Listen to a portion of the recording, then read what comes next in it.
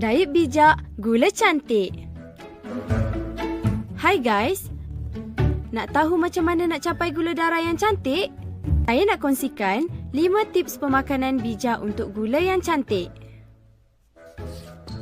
Tips nombor 1. Kawal jumlah karbohidrat yang diambil.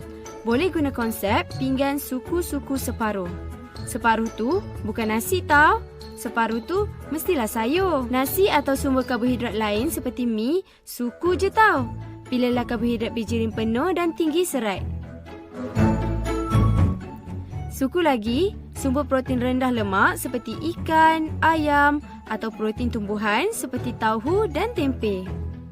Tips kedua, mulakan makan sayur dahulu, sekurangnya 10 minit pertama dan kemudian baru makan nasi yang digaul bersama sayur dan protein tadi. Banyak kajian mendapati aturan pemakanan seperti ini dapat menurunkan aras gula selepas makan. Tips nombor 3. Kurangkan minuman manis dan makanan manis dari gula tambahan. Makan 1 hingga 2 hidangan buah-buahan sebagai snack dan minum air kosong yang banyak dalam sehari. Nak tahu, ramai kawan-kawan kita yang ada diabetes tak cukup pengambilan sayur dan buah.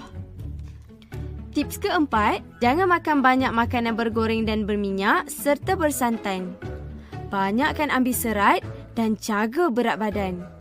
Sayangi jantung kita. Tips nombor 5.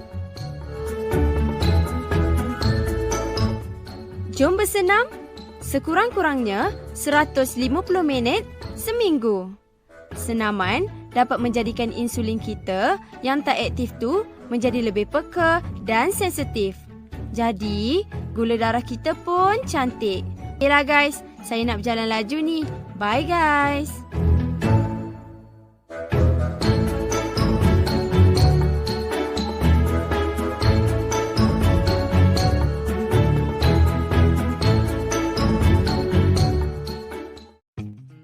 Hai, hari ni kita kongsikan cara-cara penjagaan kaki untuk pesakit diabetes.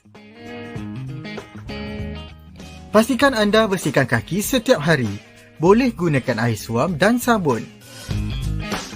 Tapi, jangan gunakan air panas ya. Keringkan kaki terutama di celah-celah jari kaki. Gunakan lotion dan sapu kepada kaki. Tapi, bukan pada celah-celah jari. Anda kena periksa kaki. Kalau tak sampai, gunakan cermin seperti dalam gambar. Tengok kalau ada luka, rekahan ataupun kulat. Potong kuku secara lurus dan tidak terlalu pendek untuk elakkan luka. Jangan lupa tukar sarung kaki setiap hari. Elakkan berkaki ayam di dalam rumah ataupun di luar rumah. Periksa kasut sebelum pakai. Ini penting untuk elakkan kecederaan kaki. Selamat beramal. Terima kasih.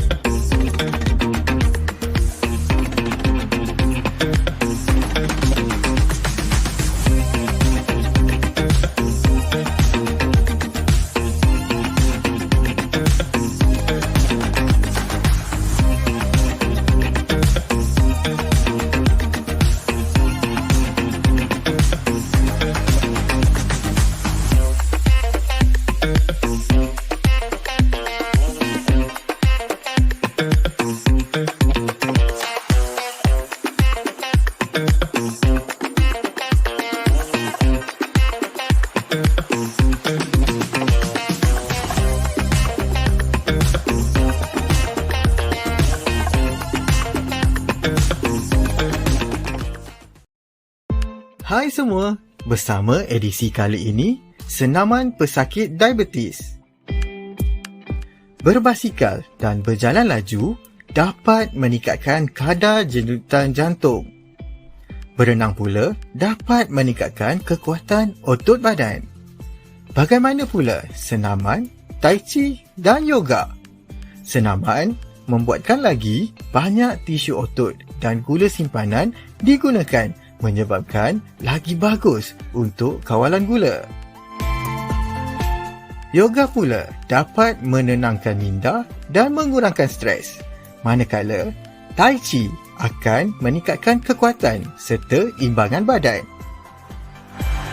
Kelebihan senaman kepada pesakit diabetes: mengurangkan kadar gula, mengurangkan risiko penyakit kardiovaskular, mengurangkan berat badan, meningkatkan kesejahteraan, mengurangkan dos-dos ubatan, menguatkan otot, tulang dan sendi.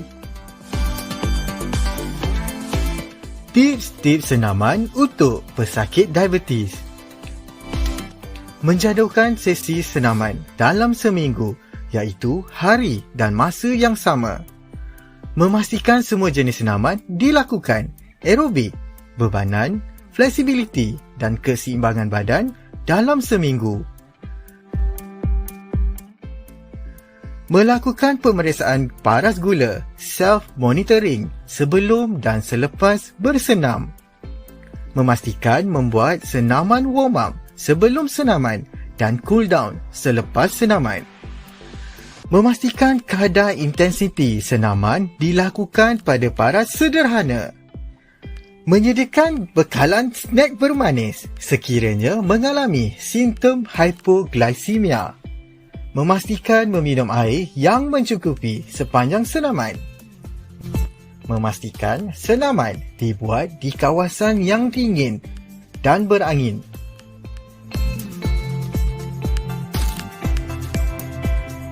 Memastikan anda aktif sepanjang hari, iaitu kurangkan duduk dan baring. Digalakkan berjalan sekurang-kurangnya 10 minit selepas makan.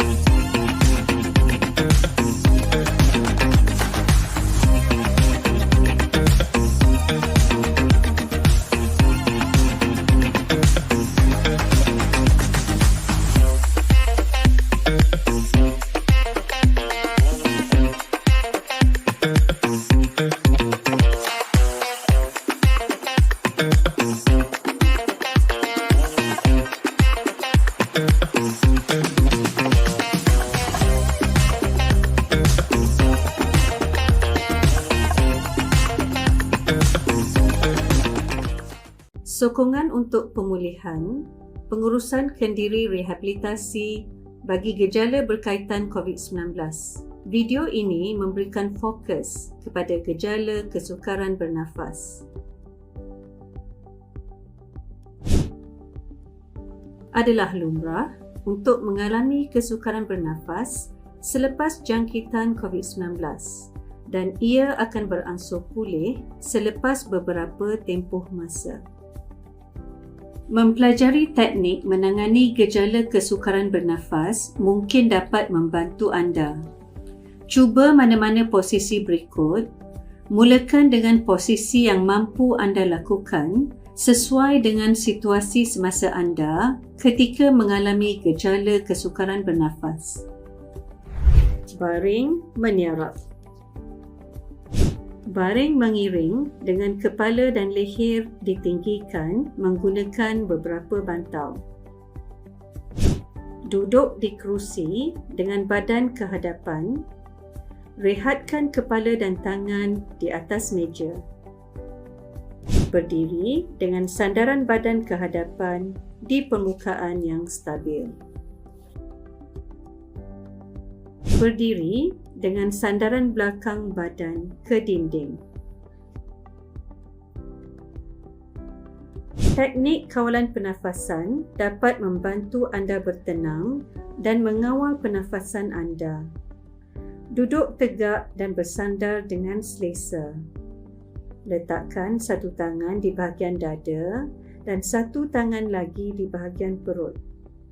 Tutup kedua-dua belah mata anda sekiranya ia membantu anda lebih fokus kepada pernafasan dan tenang. Sekiranya tidak, bukalah mata anda. Tarik nafas perlahan-lahan melalui hidung dan kemudian hembus nafas melalui mulut dengan tautan bibir. Ketika bernafas, anda dapat merasai tangan di bahagian perut bergerak lebih ke hadapan berbanding dengan tangan di bahagian dada anda.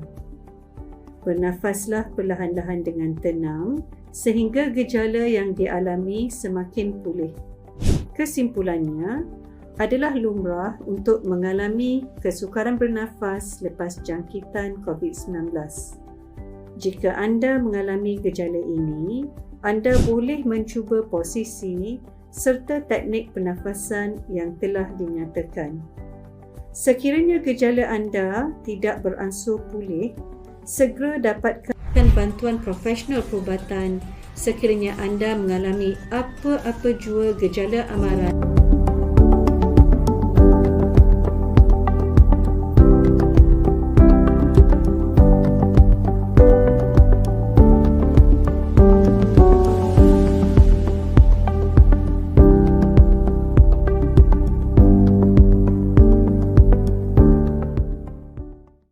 Tahukah anda, budaya hidup sihat adalah penting bagi meningkatkan dan memperkukuhkan imuniti badan.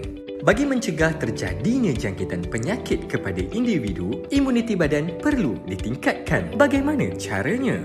Lakukanlah aktiviti fizikal, amalkan makanan yang sihat dan selamat, sentiasa pupuk minda sihat dan tidak merokok. Budayakan hidup sihat untuk kesejahteraan kesihatan anda. Hai, saya Samad. Saya stres. Ini kawan saya, Ismail. Ismail juga ada kalanya stres jika berhadapan dengan kerja yang banyak. Mereka di rumah juga stres. Lumrah manusia, kita semua menghadapi stres. Stres yang keterlaluan menyebabkan keresahan dan kemurungan. Kita boleh menguruskan stres dengan bijak. Amalkan cara hidup sihat seperti bersenam setiap hari, makan secara sihat dan uruskan waktu dengan bijak. Kongsi perasaan dengan orang yang anda percayai. Let's talk Minda Sihat.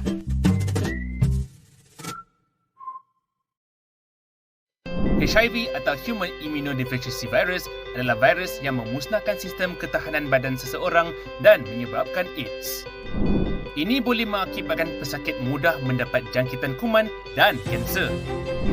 Kementerian Kesihatan Malaysia melaporkan 60% jangkitan HIV adalah melalui transmisi homoseksual, manakala 33% adalah melalui hubungan heteroseksual.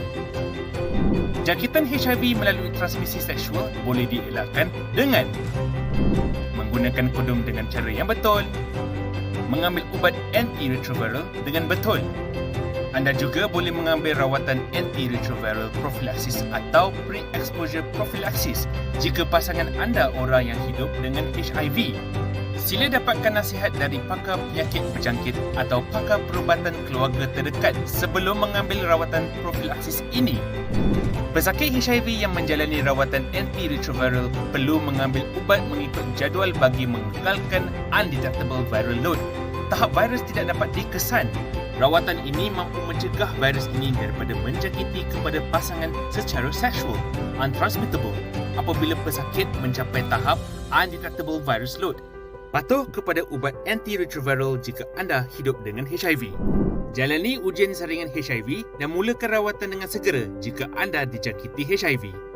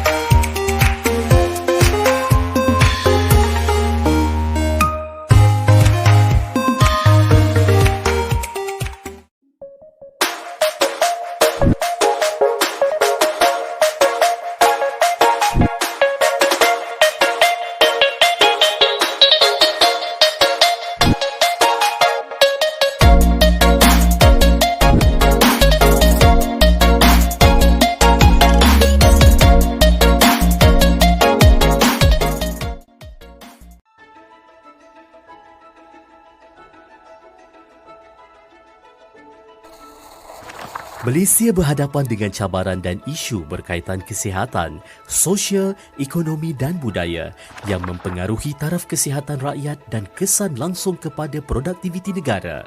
Tingkah laku rakyat yang kurang memberi perhatian kepada amalan cara hidup sihat telah mendatangkan risiko kepada masalah kesihatan. Melalui tinjauan kesihatan dan morbiditi kebangsaan 2019, mendapati 50.1% berlebihan berat badan atau obes, 25.1% tidak aktif fizikal, 21.3% orang dewasa adalah perokok dan 2.3% mengalami kemurungan. Kerajaan meletakkan taraf kesihatan rakyat sebagai keutamaan dengan memperkenalkan Agenda Nasional Malaysia Sihat ANMS dengan iktizam menjadikan rakyat Malaysia sihat seiring dengan pembangunan negara. ANMS menjadikan Health in All Policy sebagai keutamaan dengan menggunakan pendekatan Whole of Government and Whole of Society melalui penglibatan semua kementerian, agensi kerajaan, swasta, badan bukan kerajaan NGO dan komuniti. ANMS telah diluluskan dalam Mesyuarat Jemaah Menteri pada 7 Ogos 2020. Bagi memastikan pelaksanaannya, pelbagai pendekatan dan strategi digunakan bagi memperkukuhkan amalan cara hidup sihat, membudayakan norma baharu, kesejahteraan mental dan fizikal rakyat. ANMS disokong dengan 4 teras. Teras 1, memantapkan promosi pembudayaan hidup sihat. Teras 2, memantapkan perkhidmatan kesejahteraan kesihatan, wellness. Teras 3, memperkasakan kawalan kesihatan kendiri. Dan teras 4, memantapkan kebersihan persekitaran. ANMS dimanfaatkan oleh seluruh rakyat Malaysia dengan mengamalkan cara hidup sihat, kebersihan diri, perlindungan diri dan kebersihan persekitaran untuk meningkatkan tahap kesihatan, seterusnya berupaya mengurangkan perbelanjaan kerajaan kepada kos pencegahan dan rawatan. Menjelang 2030, taraf kesihatan rakyat dapat dipertingkatkan seiring dengan matlamat Good Health dan Wellbeing dalam Sustainable Development Goal (SDG) bagi membolehkan rakyat menyumbang kepada pembangunan negara.